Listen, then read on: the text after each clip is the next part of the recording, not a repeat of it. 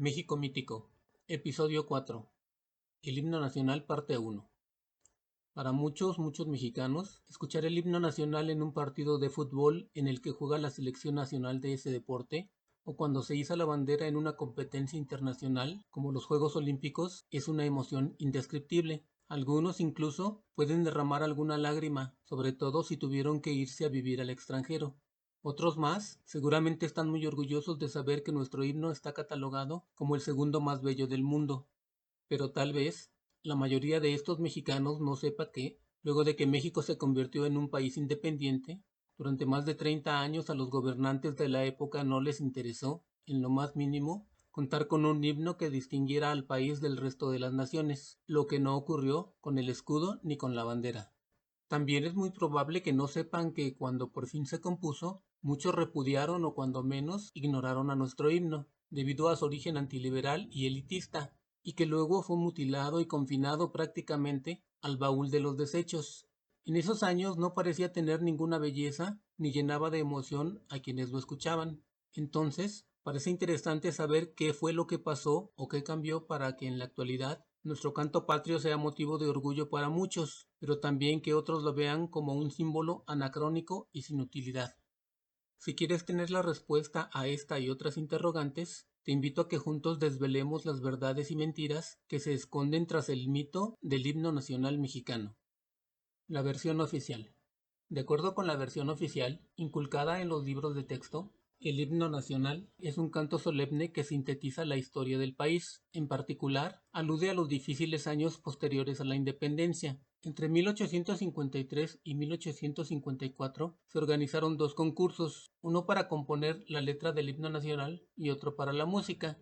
El creador de la letra fue el mexicano Francisco González Bocanegra, y la música estuvo a cargo del compositor español Jaime Nuno Roca. Se interpretó por primera vez el 15 de septiembre de 1854 en el Teatro Nacional. Tiene un total de 10 estrofas y un coro. Por otra parte, según la página oficial del Gobierno de México, el himno nacional se compone de 4 estrofas de 8 versos cada una y un estribillo, que exaltan la defensa de la patria y del territorio nacional, además de que dan un sentido de pertenencia, ayudan a consolidar la identidad y el orgullo por la nación. Como podemos advertir, hay al menos dos datos imprecisos en la información oficial. En los libros se señala que el himno consta de 10 estrofas, lo cual es cierto para la versión original, pero no se aclara, mientras que en la página oficial del gobierno se sostiene que está compuesto de 4 estrofas, que es como se señala en la ley que regula su uso. Para que nos quede claro, el himno que se compuso en 1854 tenía 10 estrofas. Con el paso del tiempo, por cuestiones siempre políticas, las autoridades gubernamentales, no el pueblo, decidieron eliminarle 6 estrofas. Por eso, en la actualidad, la versión oficial del himno nacional solo consta de 4 estrofas y el coro o estribillo. Otro ejemplo de las imprecisiones que se manejan en torno al himno nacional es el de su significado.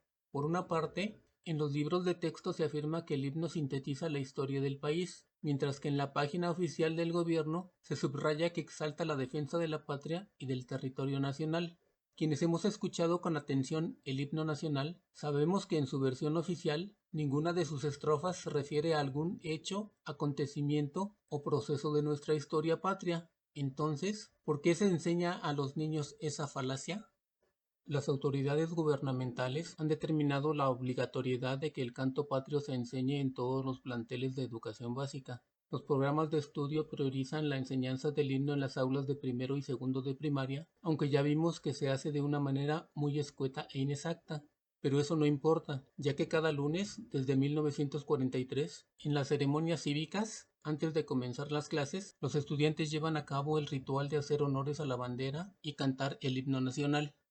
Así, todos los mexicanos, desde nuestra más tierna infancia hemos entonado en incontables ocasiones este canto patriótico. Por eso, es casi seguro que muchos nos sabemos por lo menos dos de sus estrofas y el coro o estribillo, a fuerza de repetirlos una y otra vez, pero tal vez no sepamos bien a qué se refiere. Sin embargo, más allá de cantar por cantar o por cumplir el rito, ¿alguna vez se nos ha explicado a los que fuimos y a los que ahora son niños qué es realmente un himno? ¿Por qué durante más de 30 años de vida independiente México no tuvo un himno? ¿Cuál es el significado de las estrofas del nuestro? ¿Por qué se eliminaron 6 de sus estrofas? Te invito a que tratemos de responder a estas y otras interrogantes. ¿Qué es un himno? Déjame decirte en términos muy generales que un himno es una composición poética o musical cuyos versos exaltan la historia, las tradiciones, los sucesos o la organización social de un pueblo, así como a sus dioses y héroes. Estas composiciones han existido desde la antigüedad y se han utilizado para expresar júbilo, entusiasmo y alabanza.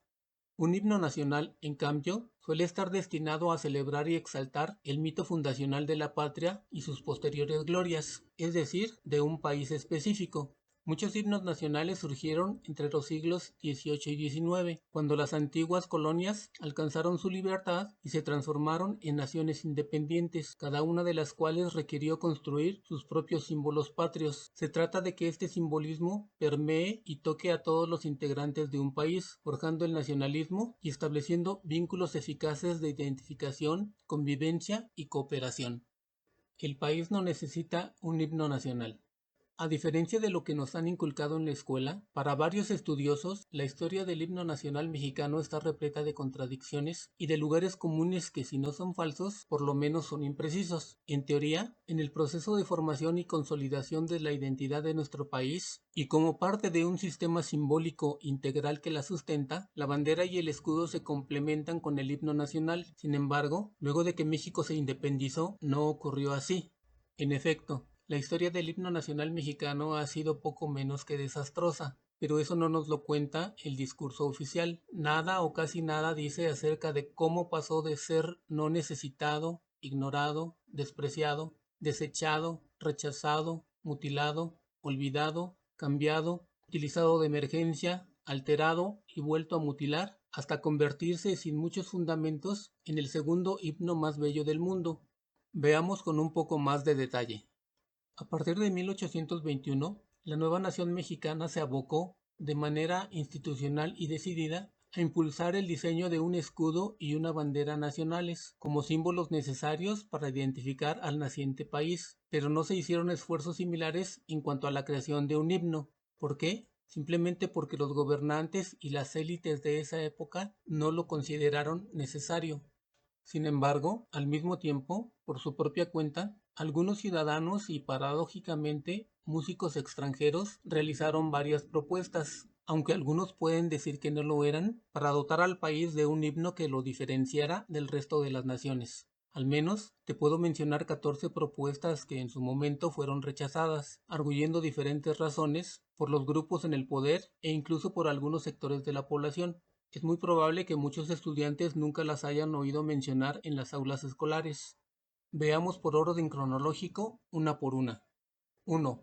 La propuesta de José Torrescano. En 1821, durante el sitio y triunfo del ejército trigarante en Querétaro, al final de la Guerra de Independencia, este músico escribió una pieza titulada Canto Patriótico, pero no alcanzó gran popularidad.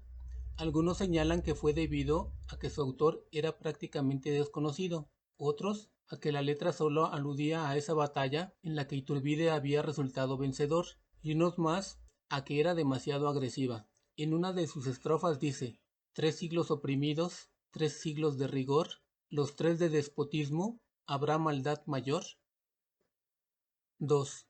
La propuesta de José María Garmendia. En 1822, este músico compuso una marcha patriótica dedicada a Agustín de Iturbide, que dice así: a las armas valientes indianos, a las armas corred con valor, el partido seguid de Iturbide, seamos libres y no haya opresión. Al parecer esta pieza fue del agrado de Agustín I. Sin embargo, tras la caída del imperio, la pieza fue prácticamente desechada. 3. La propuesta de José Joaquín Fernández de Lizardi. En 1825, este escritor y poeta creó la marcha El Grito de Libertad en el pueblo de Dolores, cuyo texto dice: a las armas corred mexicanos, de la patria el clamor escuchad, baste ya de opresión vergonzosa, libertad, pronunciad libertad. Para algunos estudiosos, con esta pieza se empezó a gestar la leyenda del Grito de Dolores, dado por Hidalgo, y la sacralización de este personaje en la historia mexicana. 4. La propuesta de Florencio Gali. En 1826, este músico italiano escribió un himno de guerra traducido con el apoyo del poeta cubano José María Heredia, el único con temática indigenista, que dice: pues otra vez de la bárbara guerra, lejos retumba el profundo rugir, de los aztecas resuene en la tierra el noble grito vencer o morir. 5. La propuesta de Carlos María de Bustamante. Al parecer, en 1826, este abogado e historiador consignó una canción patriótica en recuerdo del grito de independencia que dice: a los héroes invictos cantamos dulces himnos con tierna emoción, nuestros ecos festivos repita todo el libre y feliz septentrión. 6. La propuesta de Francisco Manuel Sánchez de Tagle. En 1827, este poeta, escritor y político escribió un himno cívico que dice: loor eterno a los nobles caudillos, que en dolores supieron tronchar de 3 siglos fatales cadenas y a la patria de oprobio librar. 7. La propuesta de Luis de Antepara. En 1829, este músico fue autor de un himno dedicado al triunfo contra la invasión española de Isidro Barradas, que comienza así: Teterán y Santana las frentes, con el lauro de palas cubrid, vivan, vivan los dos vencedores de los hijos guerreros del Cid. 8. La propuesta de Jacobo Amat.